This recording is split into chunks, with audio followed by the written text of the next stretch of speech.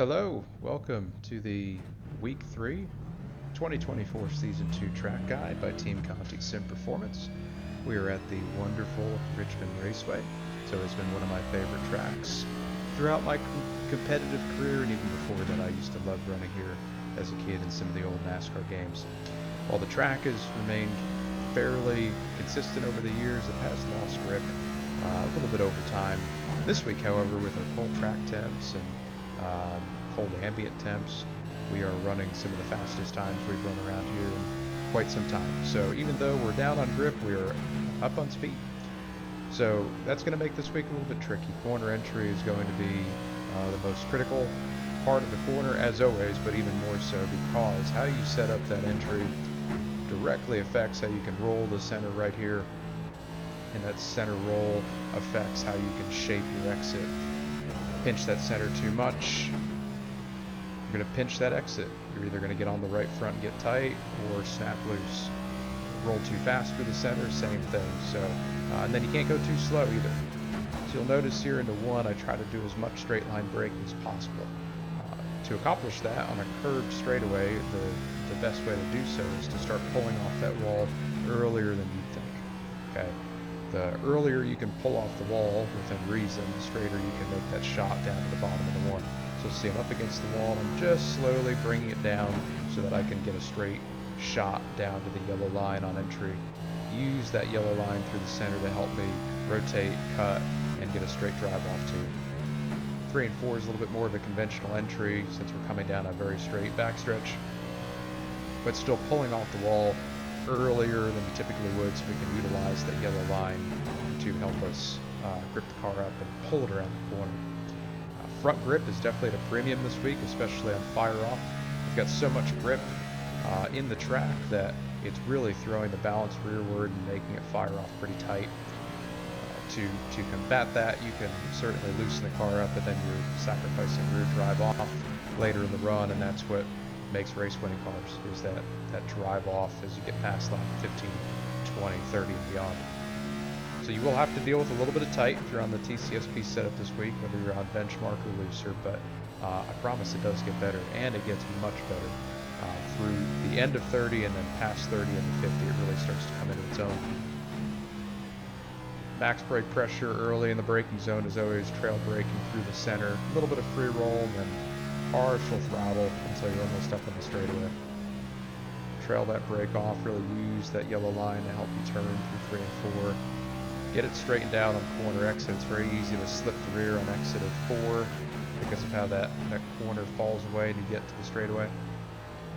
So don't get overzealous on that throttle, especially early on. You don't have to push to 100% potential every lap.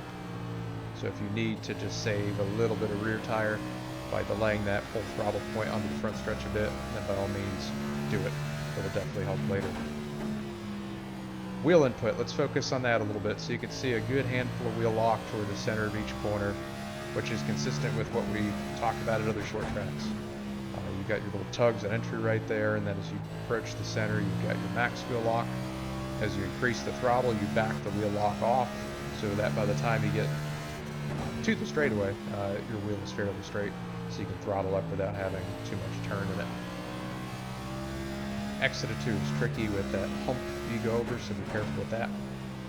Don't rush that full throttle again, which is key here, whether you're on new tires or old tires. Shifting at both ends, I think that's self-explanatory just by watching here, but we'll call that out really quickly. Methodology behind the shift points is that I want to get that downshift done as early as possible.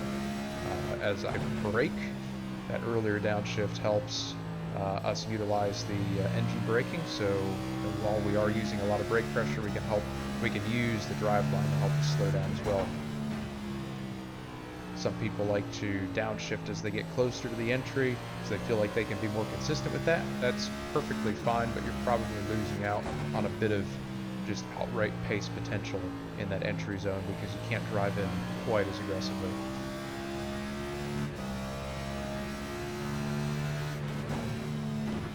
The way that I drive is going to be pretty similar from the beginning to the end of this 30 lap race guide here. Not too much changes in the way of technique. Your lap times do fall off a bit through the 30 lap run, but it's not a lot. It's about a half a second, give or take. Most of that time loss is going to be corner exit for the most part, just having to play with the throttle like you're seeing right there. But then a little bit on entry too, just not able to drive in with as much speed.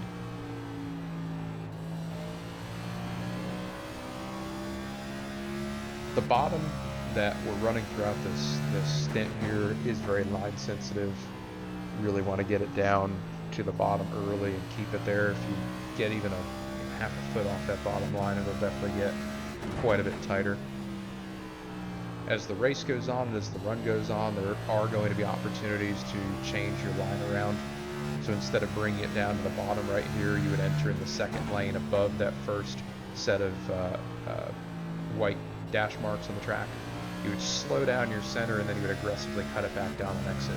So kind of enter in the middle and then exit low. Really good for some straight drive off, and you can generate a lot of momentum. Good for setting up passes or just navigating traffic in dirty air, which is definitely going to play a factor this week.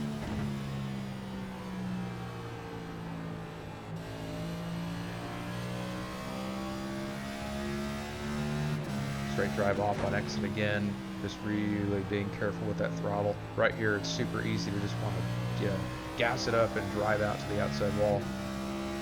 But you're really going to slip the right rear all the way through that process.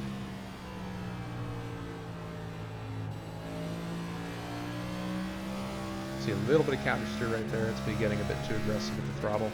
You could do that every now and then, but I would not recommend that kind of counter steer every lap.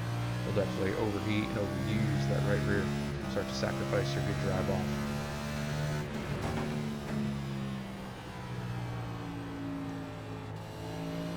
The name of the game is discipline at Richmond. You really need to get that thing entered low when you're committing to that bottom so you can roll the center with lots of good rotation and speed. Watch that throttle and exit. I just cannot overstate that enough.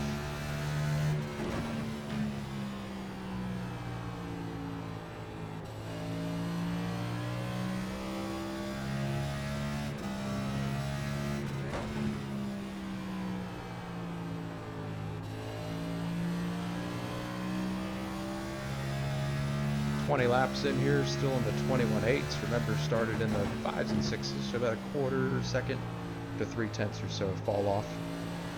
Could we start out the run a little bit quicker? Absolutely. What would happen right here? Well, you definitely fall off more.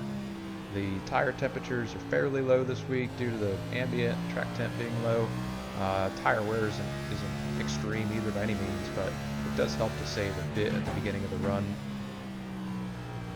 So don't get baited into overdriving your car early, especially in this part of the corner right there. Keep it straight, keep it tight, it will pay off later. Richmond isn't known for its long runs in A Open or even at the pro level, but when you do get long runs, those you can manage the tires and take care of that right rear on exit and that right front as you roll through the center. Definitely will have better pace later. That could be 1 to 2/10 better just by taking care of the tires a bit early on.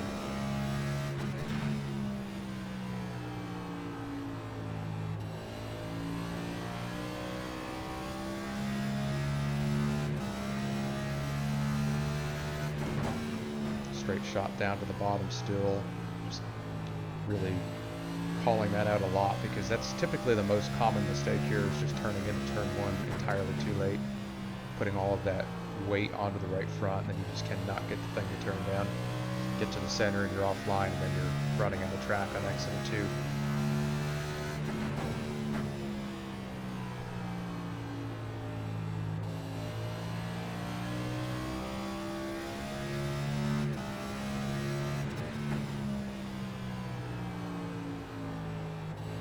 You can go upwards 75, 80 plus laps on gas here this week. So although I think in most of the A Opens you'll have shorter runs, you just have to be ready to go that long run on tires.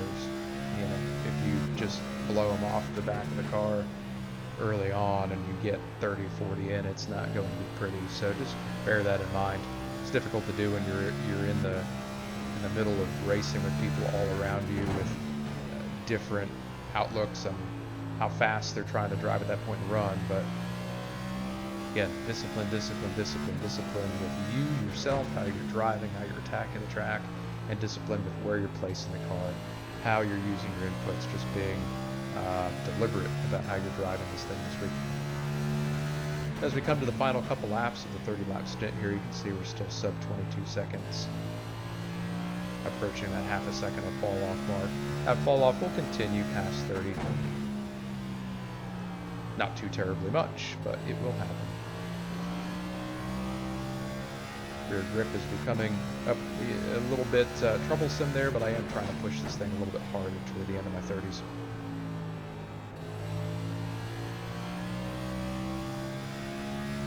I like to do that just to see if I've got tire left, and in this case I did. I was able to put some good lap times together, so that was a good sign for what would come after the end of my 30-lap run.